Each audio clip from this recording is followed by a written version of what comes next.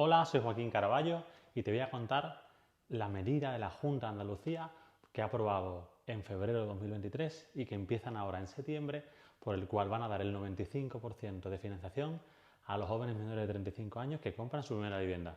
Te cuento en qué consiste, te cuento cómo se solicita y te cuento lo que opino de la medida, que no es tan bonita como parece. Empezamos. En primer lugar te digo que es un aval que proporciona la Junta de Andalucía. ¿Qué significa un aval? Significa que no te van a regalar el dinero. Es decir, el banco a día de hoy da el 80% del precio de compra. Si tú compras una casa de 100.000 euros, te va a dar 80.000 euros y tú pones de tu bolsillo 20.000 euros más los gastos y los impuestos, que dependerán del tipo de vivienda, de tu edad y de una serie de factores. Entonces, no es que te regalen el 15%, es que la Junta de Andalucía pone un aval para que ese 15% te lo pueda dar el banco y te daría un total de el 95%. Lo segundo que debes de saber es que el banco te pide una serie de requisitos. Primero, no puede ser mayor de 35 años, es decir, esta ayuda este aval está para los jóvenes menores de 35 años que compren su primera vivienda. Eso quiere decir que no puedes tener ninguna vivienda en este momento a tu nombre. Pero Joaquín, si tuve una vivienda hace unos años y la vendí, si no tienes ninguna ahora y eres menor de 35 años y es tu primera vivienda ahora, sería ok, ¿vale? Lo segundo es que no todos los bancos se han suscrito a este aval de la Junta de Andalucía. Es decir, no vale cualquier banco. Lo puedes preguntar en Caixa, Cajamar, Cajasur, Caja Rural del Sur, Caja Rural de Granada, Ibercaja, Santander y Unicaja. Tercero y muy importante, es un aval que da la Junta de Andalucía, pero los requisitos fuertes de si te lo dan o no te lo dan, los pone cada uno de los bancos. Si el banco no te lo da, es que no te lo da. ¿Y por qué no puede dártelo el banco? Pues muy sencillo. Primero, aunque te financie el 95%, tienes que tener una serie de ahorros. No hace falta tener tanto ahorro como con el 80%, pero hay que tenerlo. Es decir, por ejemplo, una vivienda de media de 150.000 euros. Pues si el banco te deja el 95%, que son 142.500 euros, tú tienes que tener guardados en tu bolsillo, en tu cuenta corriente, 7.500 euros. Y además es que en España, aparte del precio de compra, hay que pagar una serie de gastos e impuestos por comprar tu vivienda. Es decir, impuesto de transmisiones, que es el impuesto de compra, notario, registro, gestoría. Como es con banco tendrás que contratar seguros, habrá que tasar el inmueble. Si compras con inmobiliaria habrá que pagar la inmobiliaria. Entonces, aparte de ese 5%, hay que tener todos los gastos impuestos. ¿Cuánto supone esto? Más o menos de media. Habitualmente, si compras una vivienda de 150.000 euros o menos, el impuesto de transmisiones, ese impuesto que te he dicho antes, se ve reducido a la mitad y pagarías el 3,5 en lugar del 7. Pero entonces, en ese ejemplo de 150.000 euros, podría ser en torno al 3,5 más notario, registro, agencia, tal, ponte un 7-8%, que puede ser unos 12.000 euros de gastos más o menos. Es decir, los 7.500, que es el 5% de 150, suponiendo un ejemplo de 150, más los 12, suele ser unos 19.500, unos 20.000 euros, hay que tener ahorrado para una vivienda de 150.000 euros.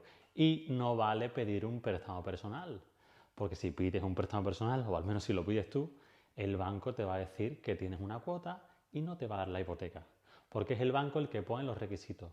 Y te aseguro, luego te diré, en mi opinión personal, que va a poner unos requisitos bastante exigentes, porque al final la Junta avala, pero el que da el dinero es el banco.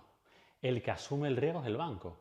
Y el banco, si no pagas, le puedes reclamar a la Junta, pero a la Junta solo le puedes reclamar el 15%. A ti te puedes reclamar el 80%.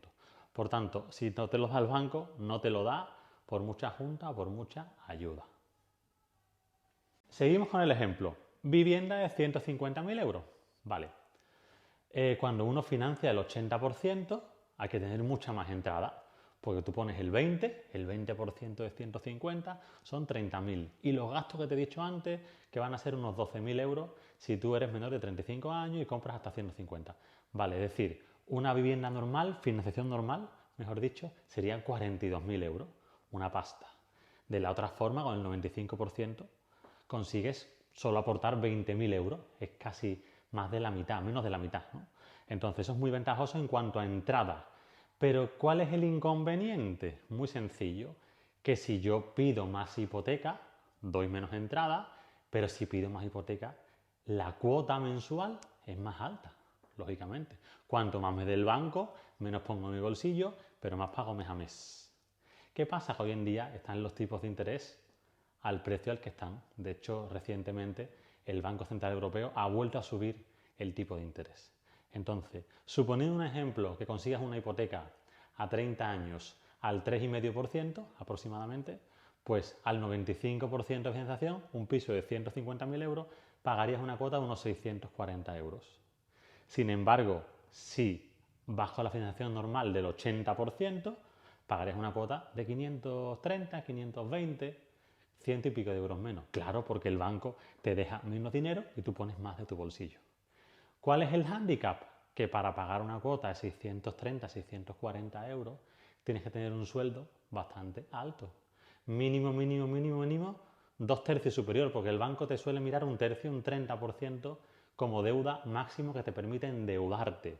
Por tanto, o ganas 1.800, 2.000 euros, o el banco no te permite darte la hipoteca para esa vivienda de 150 al 95%.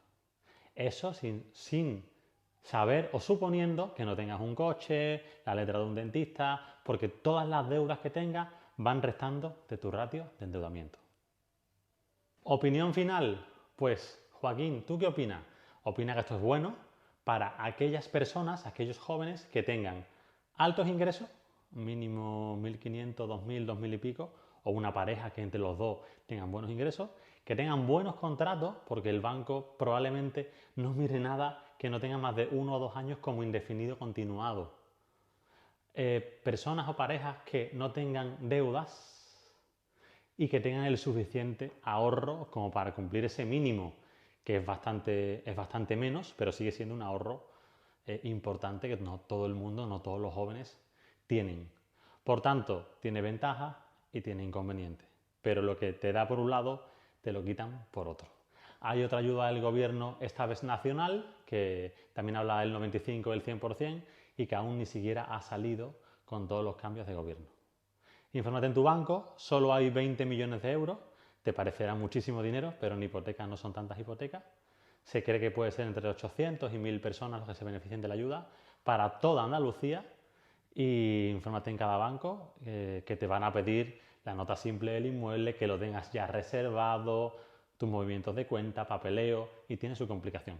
Pero bueno, aprovéchate, si eres capaz de tener esos ingresos y no tienes endeudamiento y no tienes tanto ahorro, no te lo quieres gastar, es el momento.